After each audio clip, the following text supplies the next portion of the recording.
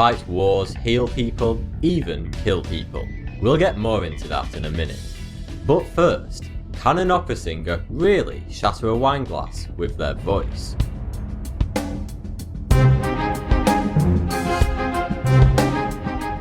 Have you ever done this? The sound being emitted from the glass is what's known as its resonant frequency. That's the pitch at which an object emits sound when affected by a physical object. Every object has a different resonant frequency. It's easier to hear the resonance from a wine glass because its unique bowl shape amplifies the sound. So, how can an opera singer use this knowledge to shatter the glass? Sound is essentially the compression and rarefaction of the air around the source, creating pressure waves. That's why sound can't be heard in a complete vacuum, because there's no air molecules to affect. When you sing, you create these pressure waves on the air around you. However, if you sing at the exact same pitch or frequency that the wine glass resonates at, you will start to create pressure waves around the glass. And if you sing loud enough and long enough, you can shatter the glass, but it will require a lot of lung power.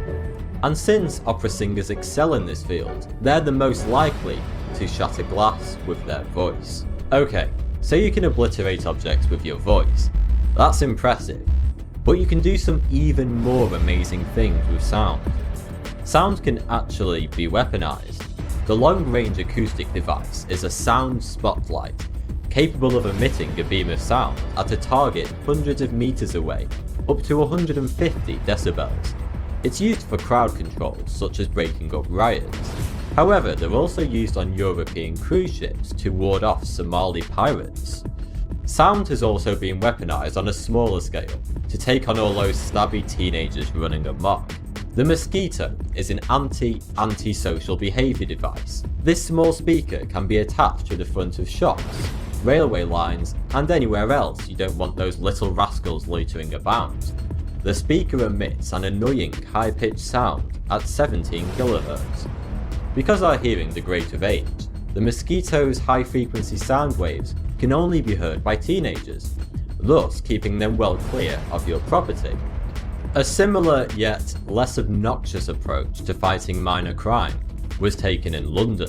When people hear music they don't like, their dopamine production is suppressed. In 2003, subway stations in London started to play classical music, and it worked. Within a year and a half, robberies and vandalism dropped by a third. But how dangerous can sound get? Well, theoretically, it's possible to kill someone with sound, albeit rather indirectly. When a bomb explodes, the sudden rise in atmospheric pressure creates what's called blast overpressure, resulting in an incredibly loud noise being emitted over a large area. You wouldn't hear the noise because your eardrums shatter at 160 decibels, but at 200 decibels, the sound pressure will be enough to rupture a lung and cause fatal internal injuries. This caused confusion in World War I when soldiers were found dead despite having no external injuries. This means that all those films you've seen where the protagonist gets thrown from a massive explosion and survives are complete crap. The sound alone would kill them. However, when controlled, sound pressure can be used to heal people. A high-intensity focused ultrasound transducer is a device that can focus sound energy to such intense levels that it creates heat, similar to how kids burn ants with a magnifying glass. The device can heat up an area as small as a grain of rice to hundreds of degrees. In one study, it was able to seal the punctured lungs of pigs in just 2 minutes. This new technology means that surgery could be performed without making any incisions on the body or using general anaesthesia, and patients will be able to go home the same day. Furthermore, it can be used to cure cancer by using the HIFU device to heat up and kill the cancer cells. The technology was tested on 159 men with prostate cancer, and after 1 year, 92% of them did not have recurrent cancer. Surprisingly, you can actually eliminate noise by adding more noise. Noise cancellation headphones work on this exact premise. They have a tiny microphone on their periphery that constantly monitors all noise outside your headphones. Usually this noise will have a distinct waveform of peaks and troughs. The earphone's internal circuitry creates a new waveform that has peaks and troughs exactly opposite to the recorded noise, and plays it back into your ear. This is called an antiphase. The antiphase cancels out the background noise, and all you hear is your music.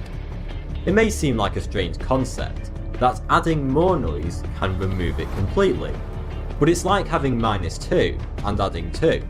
You end up with nothing.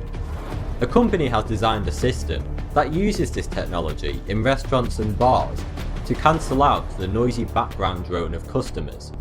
It uses an array of over 100 microphones and speakers concealed behind paintings around the venue. The microphones record the noise of the customers, and then creates an antiphase, which it then plays back to the customers via the speakers, cancelling out the ambient noise. This lets people converse with each other without having to raise their voices. But if the venue is mostly empty, it can also pump background noise out of the speakers to make the place seem busier than it actually is. However, the entire system can cost up to $100,000 to install. Can you guess where the quietest place on earth is? It's a small room in Salford, Manchester. More specifically, the anechoic chamber at the University of Salford. It's actually a room within a room, suspended in air by springs, and lined with cross-hatched buffers that absorb all sound.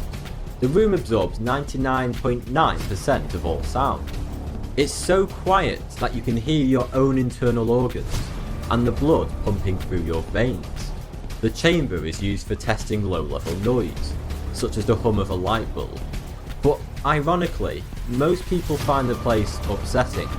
No matter where you are, there's always a considerate amount of background noise, and our brains are very accustomed to it. The presence of noise tells our body that things are working. However, if you remove all sounds, then all your senses heighten, and your body goes into panic mode. On 9/11, despite having no mobile phone reception, a huge number of hikers mysteriously abandoned their walks. They hadn't heard anything about terrorist attacks. Their brains were just spooked by the lack of aeroplane noise, and they knew something was wrong. After 5 minutes in the chamber, you start to notice the smallest sounds, such as your scalp moving across your skull when you frown, and your heart pounding in your chest.